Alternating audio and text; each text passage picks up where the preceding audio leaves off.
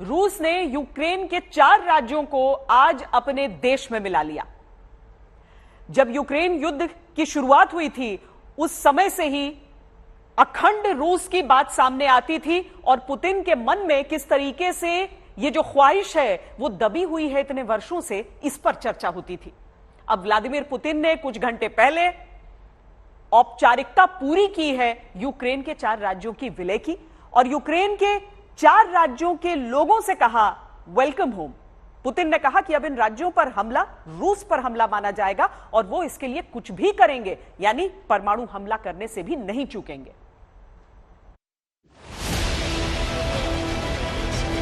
Vladimir Putin के ये दस्तखत कैसे पूरी दुनिया को बदल सकते हैं?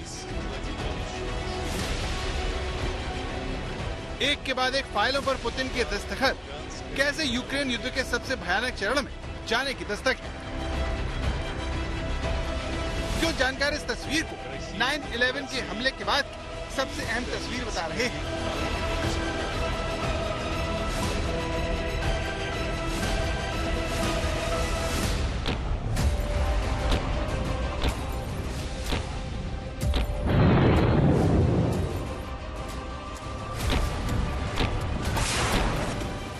फरवरी को जब पुतिन ने यूक्रेन पर हमला किया तो उनकी हार तय बताई जा रही थी,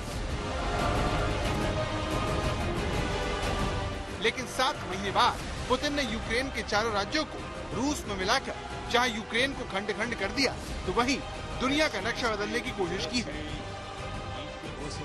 इसकी अहमियत समझे उससे पहले क्रेमलिन के सेंट जॉर्ज हॉल की तस्वीरों को जरा ध्यान से देखिए। एक टेबल पर रूस के राष्ट्रपति हैं जो एक के बाद एक डोनेट्स्क, लुहांस्क, खैरसोन और जपोराजिया के रूस में शामिल किए जाने वाले कागजातों पर साइन कर रहे हैं।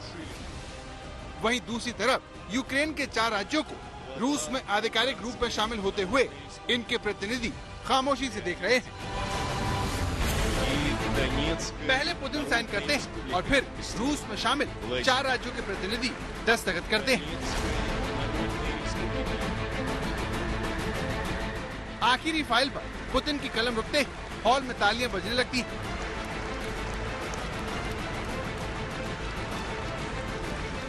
पुतिन इशारा करके इन 4 को अपने पास बुलाते हैं और बीच में खड़े होकर फोटो खिंचवाते हैं।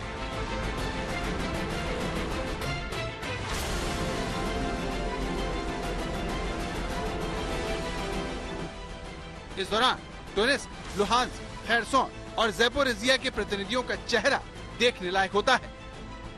सभी धीर गंभीर दिखते हैं। थोड़ी देर बाद ये पुतिन के साथ एकजुटता दिखाते हुए हाथ मिलाते हैं और रशिया रशिया के नारे लगने लगते हैं।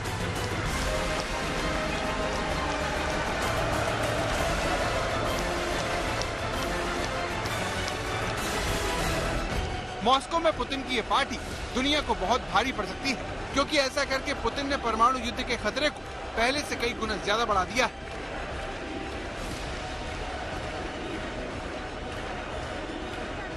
उत्साहित पुतिन इस मौके पर यूक्रेन से 2014 के समझौते की तमाम शर्तें मानते हुए जंग रोककर बातचीत शुरू करने को कहते हैं। पुतिन ने कहा कि अगर यूक्रेन का कोई और भी हिस्सा रूस में शामिल होना चाहेगा तो वो उसका स्वागत करेंगे। दुनिया और यूक्रेन इन 4 राज्यों के लोगों का सम्मान करे, क्योंकि इनके बगैर अमन बहाली नहीं हो सकती। और सबसे बड़ी बात, रूस अपनी सीमाओं और लोगों की हिफाजत के लिए हर मुमकिन कदम उठाएगा, इसमें किसी को कोई शक नहीं होना चाहिए। जानकारों का कहना है कि पुतिन के इस कदम के काफी मायने हैं। वो इसे दुनिया के सामने जीत के तौर पर पेश करना चाहते हैं। पुतिन अब यूक्रेन के इन 4 इलाकों में एटमी हथियार तैनात कर सकेंगे।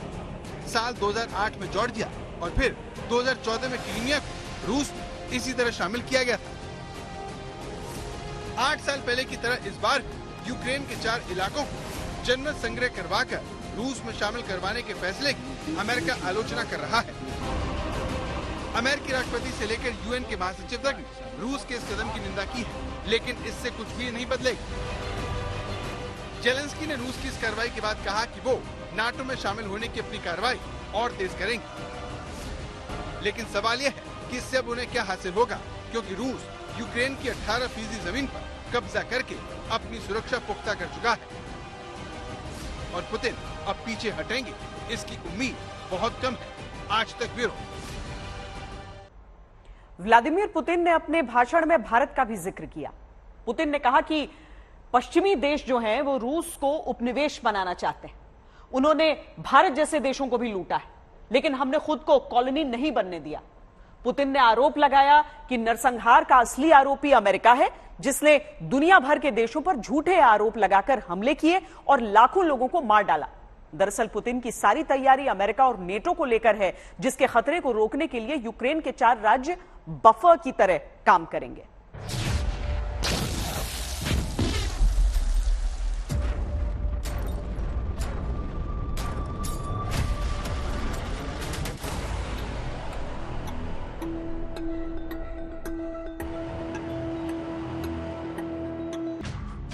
डोनेस्क, लुहांस्क, ज़ापोरिज़िया और खैरसोन पर अब रूस का कब्जा है। अब सवाल ये उठता है कि आखिर रूस के लिए इन 4 हिस्सों पर कब्जा करना क्यों मायने रखता है। इन 4 हिस्सों का रूस में शामिल होने का मतलब यूक्रेन का आर्थिक रूप से तबाह होना है।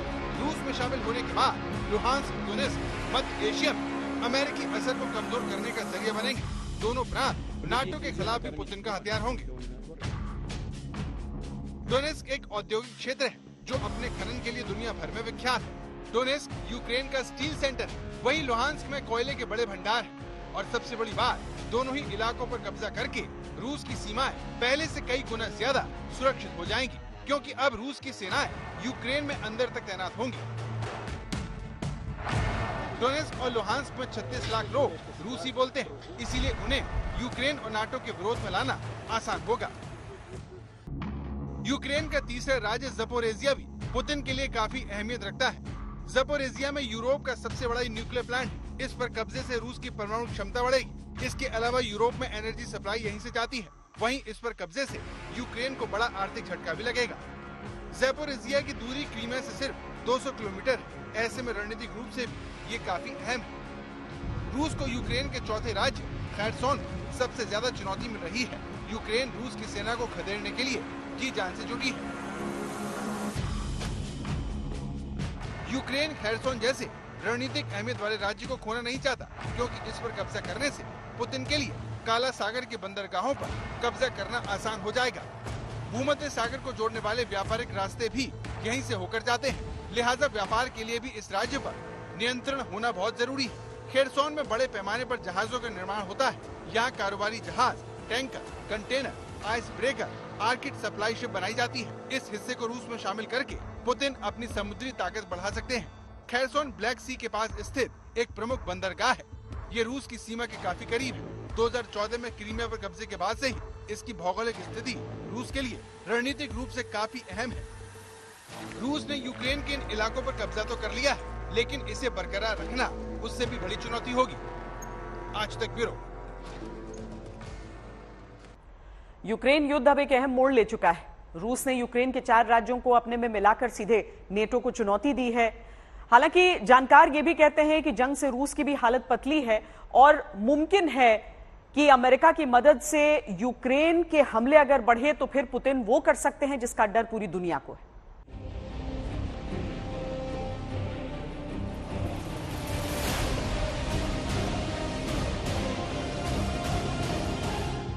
समंदर में उबलते इस पानी में दुनिया को तीसरे विश्व युद्ध का खतरा दिखाई दे रहा है।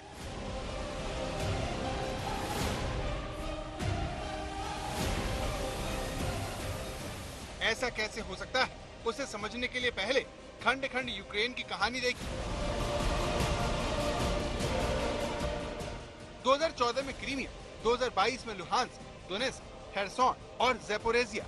पुतिन ने पिछले 8 सालों में यूक्रेन से उसके 5 राज्य छीन लिए और अमेरिका हाथ मलते रह गया। अमेरिका नए प्रतिबंध लगाने की धमकी देकर विरोध की औपचारिकता पूरी कर रहा है। वहीं पुतिन ने नाटो देशों को रोकने के लिए लक्ष्मण रेखा खींच दी है। दो टूक कह दिया है कि वो यूक्रेन से छीने गए इन राज्यों पर अपना कब्जा बरकरार रखने के लिए कुछ भी करेंगे, मतलब परमाणु हथियार भी इस्तेमाल करने से नहीं चूकेंगे। ऐसा पहली बार नहीं है जब पुतिन ने एटमी युद्ध की धमकी दी हो, लेकिन यूक्रेन के 4 राज्यों को अपने में मिलाकर इसका खतरा पहले से कई गुना ज्यादा बढ़ गया है। इसकी वजह लंबा खिंचता युद्ध है। यूक्रेन के साथ 7 महीने की जंग में रूस की इकोनॉमी तबाह हो गई है। एक तरफ दुनिया भर के प्रतिबंधों ने रूस की इकोनॉमी का गला दबा दिया है, तो वहीं बड़ी संख्या में मारे गए सैनिकों की वजह से रिजर्व सैनिकों की तैनाती करनी पड़ी है, जिसका विरोध रूस के अंदर हो रहा है। रिजर्व फोर्स को लेकर पुतिन के ऐलान के बाद रूस से करीब 2.5 लाख लोग देश छोड़ चुके हैं। इसकी एक बड़ी वजह हथियार और संसाधनों की कमी है। दावा है कि रूस के रिजर्व सैनिकों को लगता है कि उन्हें बिना तैयारी के जंग में धकेल दिया जाएगा। यूक्रेन की फौज को अमेरिका की तरफ से लगातार हथियारों की सप्लाई हो रही है, लेकिन रूस के सैनिक इसकी किल्लत की शिकायत कर रहे हैं। नतीजे के तौर पर रूस के सैनिकों के सरेंडर करने के वीडियो पश्चिमी मीडिया की तरफ से लगातार पोस्ट किए जा रहे हैं।